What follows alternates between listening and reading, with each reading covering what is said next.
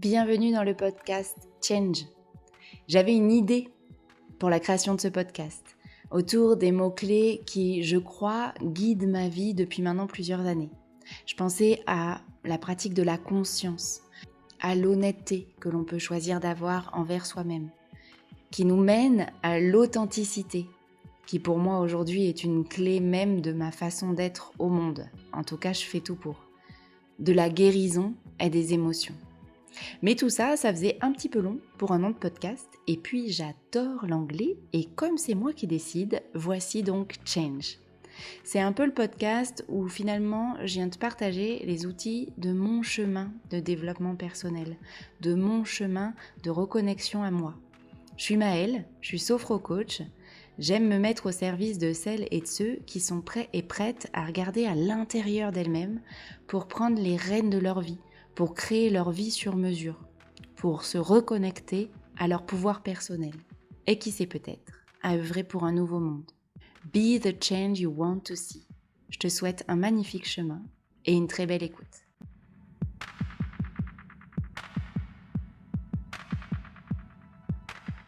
Bienvenue Hélène, je suis ravie de t'accueillir aujourd'hui sur le dernier épisode du mois de février du podcast Change. Mois de février pendant lequel on a déroulé le fil des routines et toi tu vas venir nous parler de tes routines, de ta façon aussi d'accompagner les autres à en mettre en place. Mais je suis très curieuse des tiennes et de tout le chemin que tu as pu faire à ce sujet-là. Pour la petite histoire, on a été élèves... on se connaît très peu avec Hélène, on pourrait même dire qu'on vient de se découvrir. Et pour la petite histoire, on a été élèves d'une même formation, toutes les deux, parce qu'on est toutes les deux issues de la BSB Academy d'Aline, de The Bee Boost, et que du coup, c'est dans le groupe des élèves, anciens élèves, qu'on s'est trouvés pour venir vous dérouler ce fil-là aujourd'hui. Et c'est déjà une magnifique rencontre, donc je suis ravie de ces opportunités que créent nos créations, nos podcasts, nos idées et des rencontres qu'elles permettent. Bienvenue Hélène, je crois que le mieux, c'est que du coup, tu déposes quelques mots pour te présenter auprès des auditeurs et des auditrices de Change. Bonjour Maëlle, merci beaucoup de m'accueillir.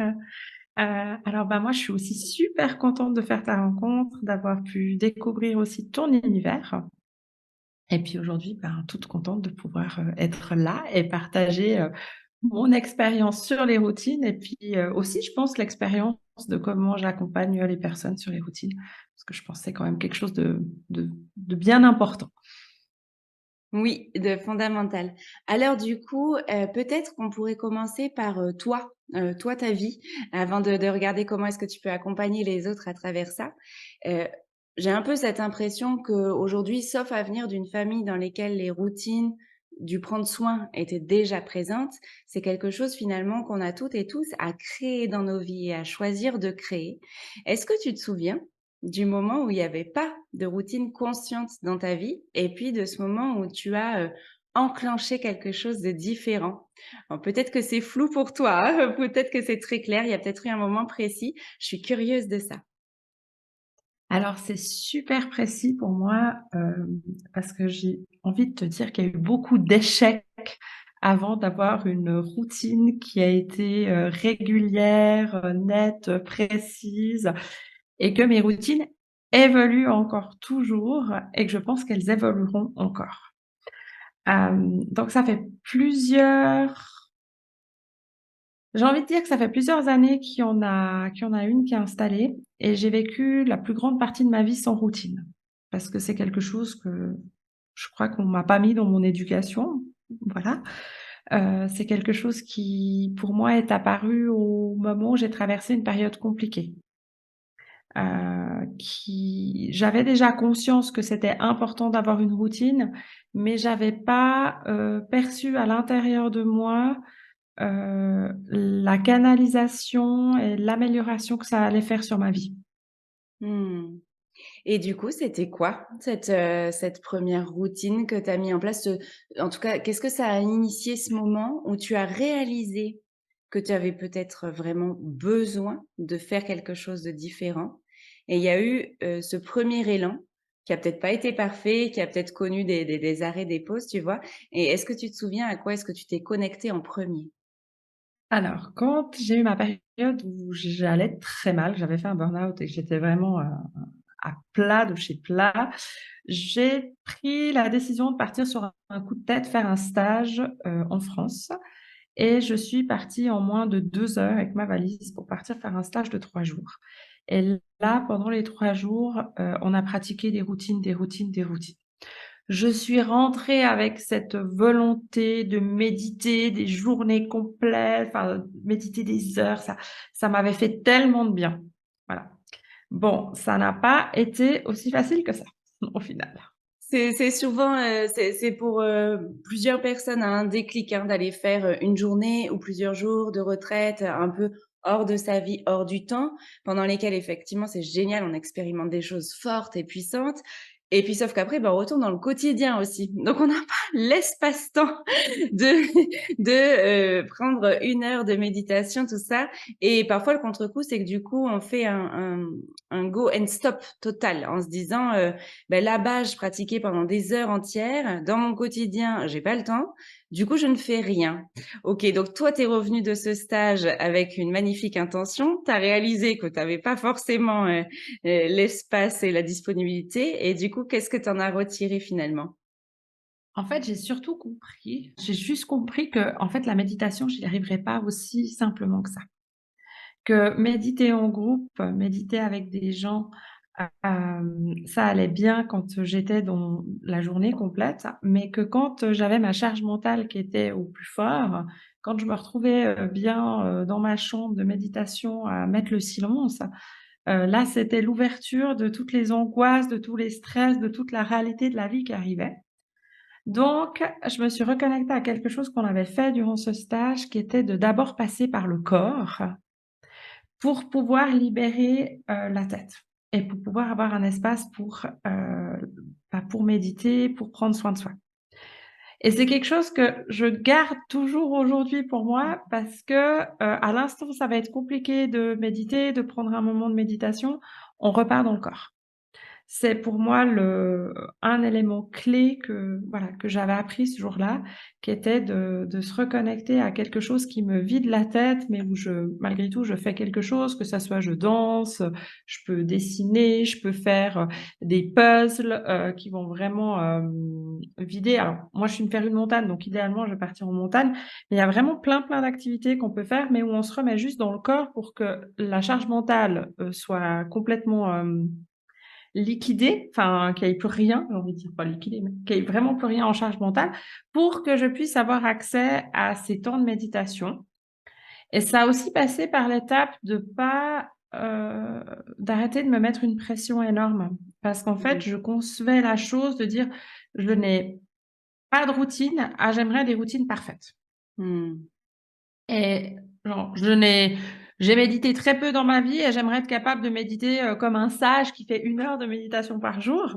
C'est pas possible.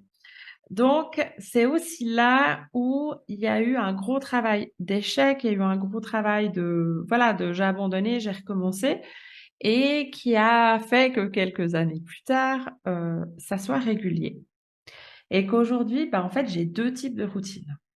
Ok, génial. Ouais, J'ai, tu nous dis tout? j'en te dis un peu plus. J'ai des routines de bien-être.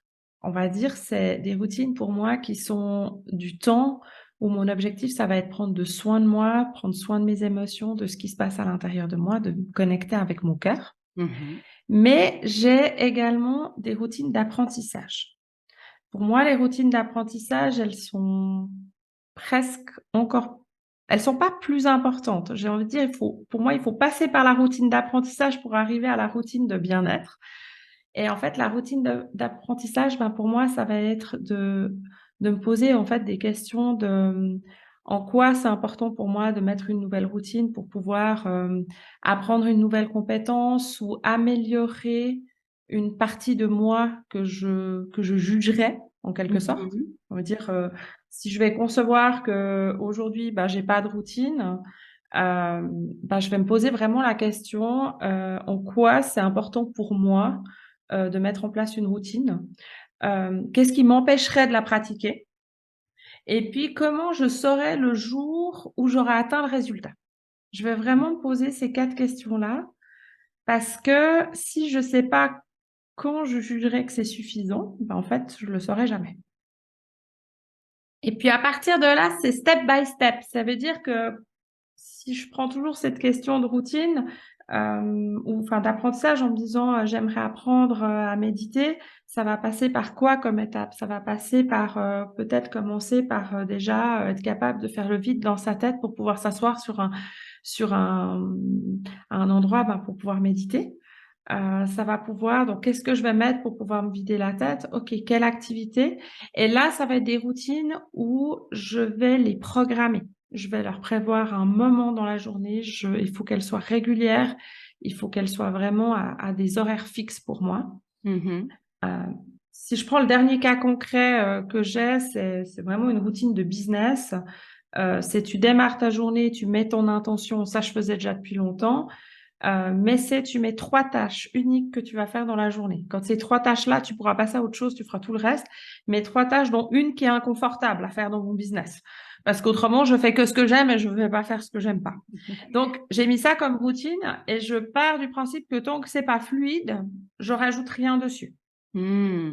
Je me permets de te couper parce que comme pour toi, c'est Vas-y. ultra naturel et puis qu'on sent, j'aime beaucoup hein, cette idée. Alors après, Hélène, c'est quand même peut-être pour les personnes qui écoutent, hein, tu es à ton compte, donc tu as aujourd'hui cette liberté de ton emploi du temps. C'est vrai qu'en t'entendant, ça fait complètement rêver peut-être cette intuition qu'on peut avoir que finalement tes routines drive l'ensemble de ton espace-temps, tu vois ce que je veux dire?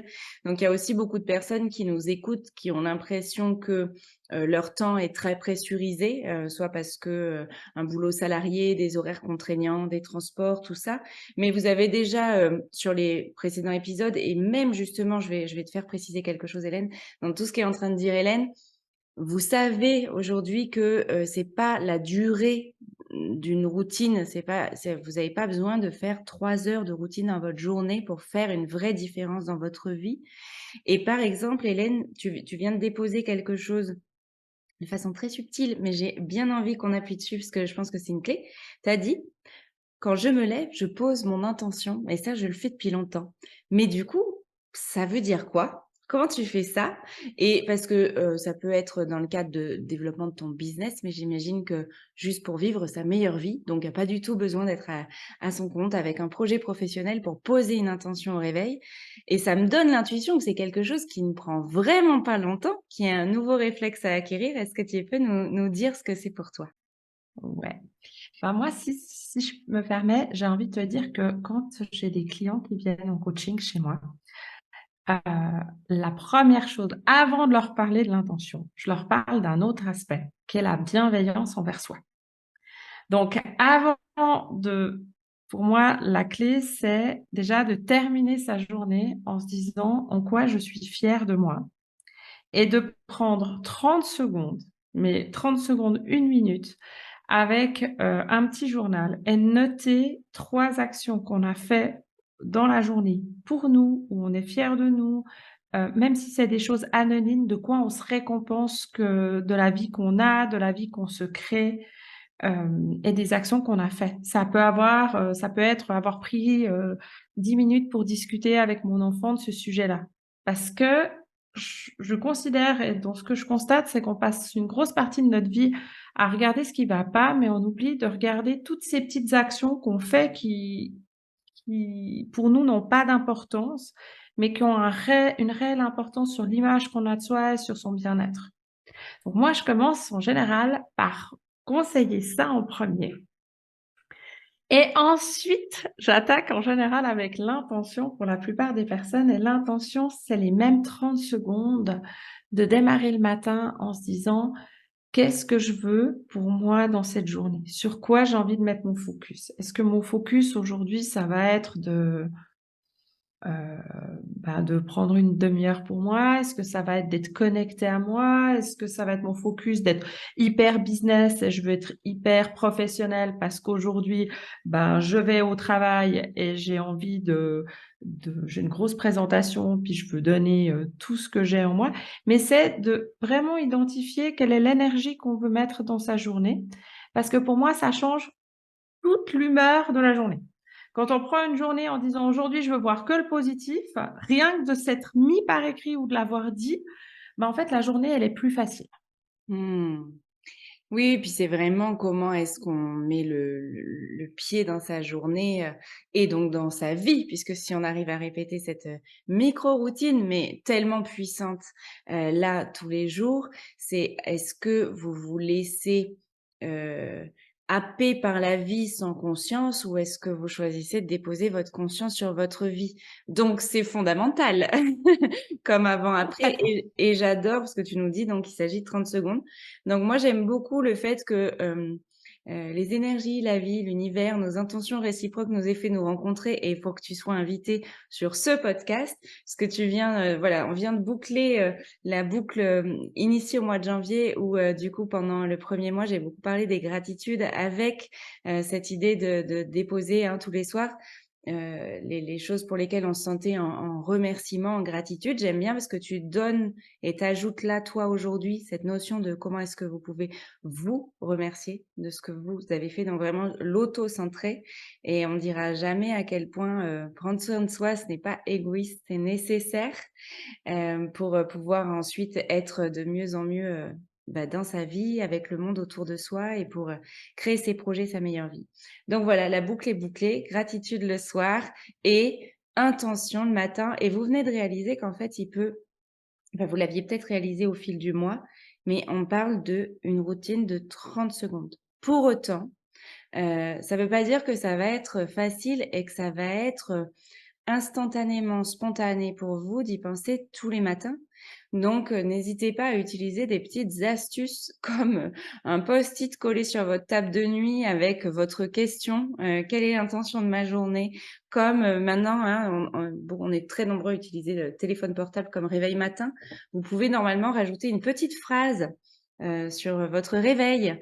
Donc, utilisez ces outils-là pour avoir la question sous le nez au moment de couper le réveil.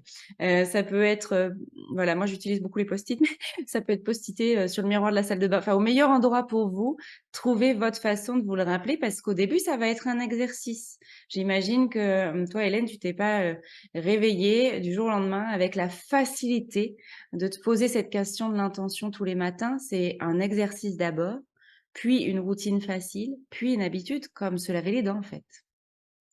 C'est ça, c'est complètement ça. Et la bienveillance envers soi le soir, de faire de l'auto-bienveillance le soir envers soi-même, les premières fois, ça va être très compliqué. Donc même si on n'en trouve qu'une seule, j'ai envie de dire, c'est une victoire, hein. Parce qu'il y a énormément, enfin, quand j'accompagne les gens, il y en a énormément qui ont de la peine à le faire au début parce que c'est normal. Mmh. C'est normal si j'ai fait ça. Non, c'est pas normal si tu as fait ça. Il y a des gens qui ne font pas ça. Oui, pour moi aussi, ça me paraît normal de passer du temps avec mes enfants, mais les jours où je suis stressée, je suis capable de les squeezer. Donc, en fin de compte, d'avoir, dans une journée de stress, d'avoir le temps de se dire, je me pose, je passe ces 20 minutes-là avec à discuter, ou je lâche tout d'un coup un jour parce qu'il y a un souci, et je prends ce temps-là, bah pour moi, c'est déjà une grande force. Et c'est d'être capable, pour moi, je rajouterais encore dans l'habitude souvent de le noter, parce que de pouvoir retourner dans les pages de son calepin, ça permet de se redonner une dose de bien-être avec soi-même quand on en a besoin. Donc, quand on a un coup de mou, ça permet d'y retourner et puis de se dire, mais il y a 3 mois, j'en étais là. Ça permet de voir son avancée. Oui. Donc, là-dessus, c'est vrai que moi, je recommande de les noter. Euh, Moi, par exemple, il y a un endroit où mon intention, tous les jours, je note mon intention et je la vois en tout cas 3, 4 fois dans la journée. Donc, quand tout d'un coup, à midi, je déconnecte, ça fait ah oui, c'était ça mon intention aujourd'hui. Ok, alors tu refocalises dessus, même si elle est dans le corps. Mmh. Et après, je rajoute progressivement d'autres routines. Oui. Euh, mais tu vois, tu disais tout à l'heure le temps que je passe à en faire. Au final, j'ai pas une journée où j'arrive à passer à faire 1 heure de routine. Et je ne vais pas faire 1 heure de routine tous les jours parce que je n'ai pas le créneau pour ça. Je suis même pas sûre que j'aurai l'énergie pour. Mais c'est de créer les routines qui nous conviennent à chacun. Mmh.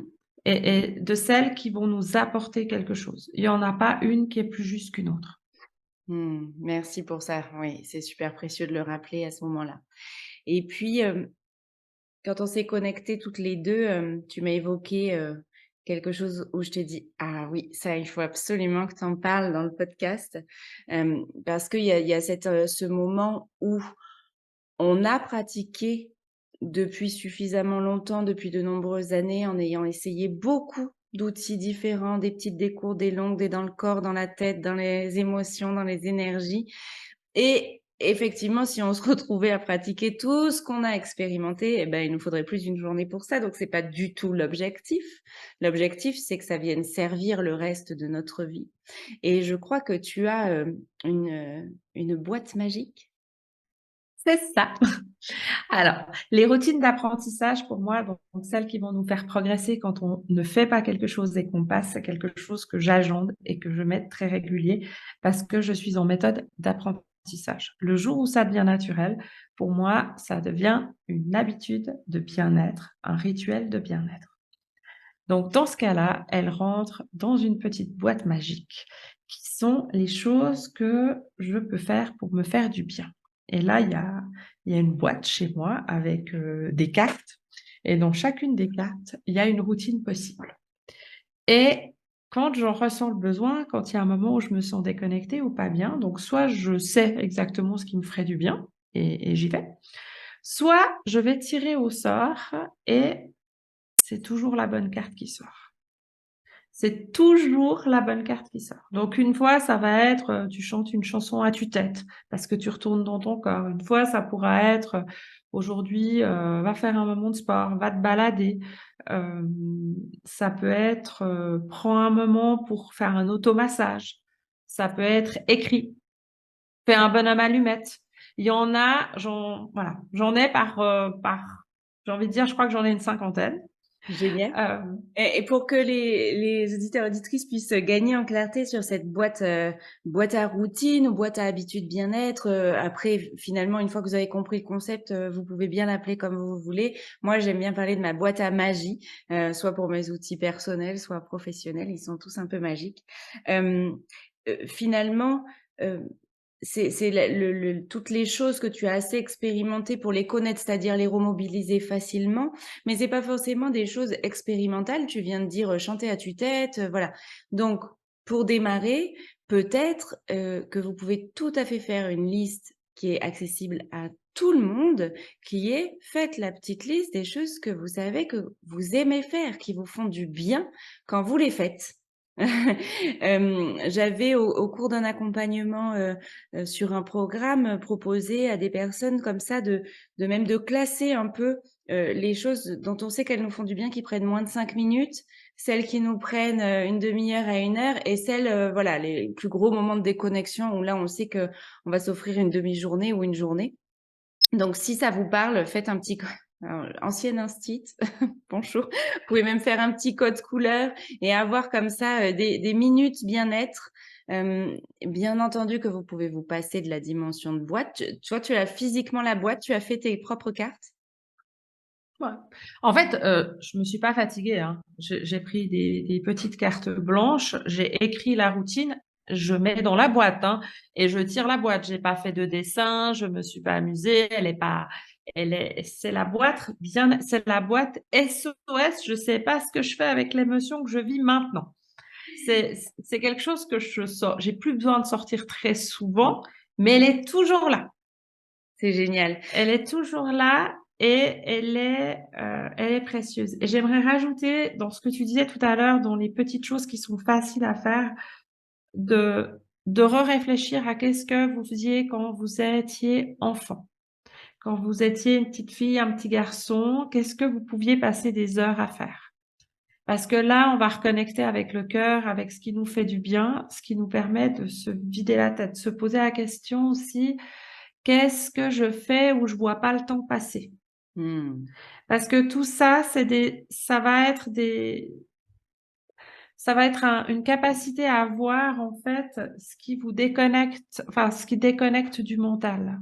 Et en fait, c'est ça qu'on cherche à faire. C'est qu'avant de pouvoir accueillir toutes les émotions, il faut vider un petit peu ce qu'il y a dans cette tête pour pouvoir les accueillir.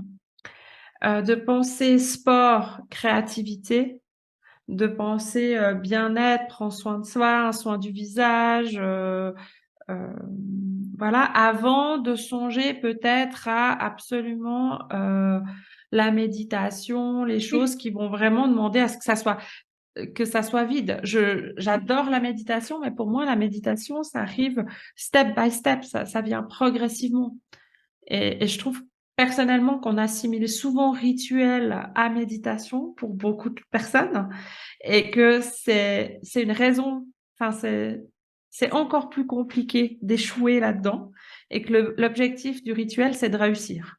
Et il n'y a pas besoin qu'il soit grand, mais c'est d'être capable de penser à avoir ce petit temps avec soi tous les jours. Hmm. C'est parfait, je crois. Conclusion, revenons au plus simple. Le rituel, c'est penser à prendre soin de soi un petit peu tous les jours. Donc, osez vous poser la question vraiment, là, à l'issue de ce mois autour des routines, de est-ce que je prends soin de moi tous les jours? Et si la réponse est non, comment est-ce que, avec tous les outils que vous avez entendus pendant un mois, je crois que ce que vous pouvez vraiment repartir et encore plus là aujourd'hui avec Hélène, avec cette idée de faisons simple, mais faisons. Moi, j'ai un de mes mantras qui est mieux vaut fait que parfait. Et il y a une réelle urgence, mais dans le sens positif, à se reconnecter à soi et à notre capacité à se faire du bien. C'est ça qui va venir, tu l'as très bien dit, alléger le mental, voire le vider un peu, hein, aider à sortir les poubelles du mental. C'est ça qui va vous permettre de remonter votre niveau d'énergie vitale. Et sans ça, vous ne pourrez pas accéder à cet endroit où vous prenez pleinement vos responsabilités, vous pouvez avoir une vision et la tenir pour votre vie. Donc, les bases, les bases sont là et vous l'avez compris et encore plus aujourd'hui avec Hélène, les bases sont facilement accessibles. Ne cherchez pas compliqué.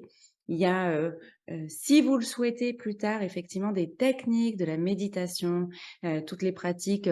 Il existe aujourd'hui des milliers de guides, pour le plus connu étant le Miracle Morning, je crois aujourd'hui, hein, sur cette idée de pratique de routine. Mais ça commence par juste refaites la liste de ce qui vous fait du bien. Tu nous l'as dit, Hélène, c'était super, se reconnecter à ce qu'on aimait faire quand on était petit ou ce qu'on sait qu'on fait sans voir le temps qui passe. Et vous aurez déjà vos meilleures routines peut-être pour tout le reste de votre vie. Merci beaucoup, Hélène, pour ce moment de partage extrêmement précieux. Et peut-être prendre un petit moment à la fin de cet épisode pour que tu viennes nous parler de ton actualité ou de la meilleure façon pour les gens de se connecter à toi.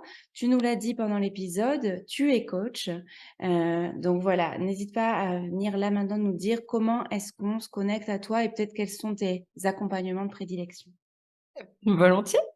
Donc, je m'appelle Hélène Binagui, je suis coach spécialisée sur la confiance en soi et sur le burn-out et j'accompagne au quotidien des personnes à prendre de la hauteur par rapport aux difficultés de leur vie, à reprendre le pouvoir et la responsabilité de leur vie, en gros pour pouvoir créer en fait la vie qui est la leur au fond d'eux. Puis à côté de ça, j'ai lancé un podcast aussi tout dernièrement, donc je suis une débutante podcasteuse dans lequel j'apporte des outils concrets pour être heureux ici et maintenant. Donc ce podcast s'appelle Et si le bonheur c'était toi? Donc vous pouvez me retrouver sur les plateformes habituelles. Et puis vraiment, voilà, l'objectif de ce podcast, c'est d'amener ces outils concrets, d'amener des astuces pour que les gens puissent se reconnecter à eux, à leur bien-être et qui trouvent des méthodes toujours pour prendre cette hauteur sur la vie. Parce que je crois que la vie, on va dire, elle est belle, elle est magnifique et en même temps, elle nous amène des challenges un petit peu au quotidien. et que le jeu, c'est de réussir à jouer avec ces challenges pour qu'ils prennent moins de place à l'intérieur de nous et qu'ils nous laissent toutes nos pleines capacités pour les affronter puis les surmonter. Je vais mettre les liens qui vont vous ramener dans l'univers d'Hélène pour pouvoir vous permettre de vous connecter à elle. Donc, ça sera autour du podcast. C'est en dessous, au-dessus, à côté. Selon les plateformes d'écoute, vous trouverez de quoi vous connecter à Hélène. Et moi, je suis vraiment ravie de cette rencontre. J'adore l'énergie de la co-création. Donc, c'était vraiment super de t'avoir aujourd'hui. Merci pour ta présence et puis à très vite. Et puis merci à toi pour l'invitation. Et puis une bonne suite à tout le monde avec vos rituels.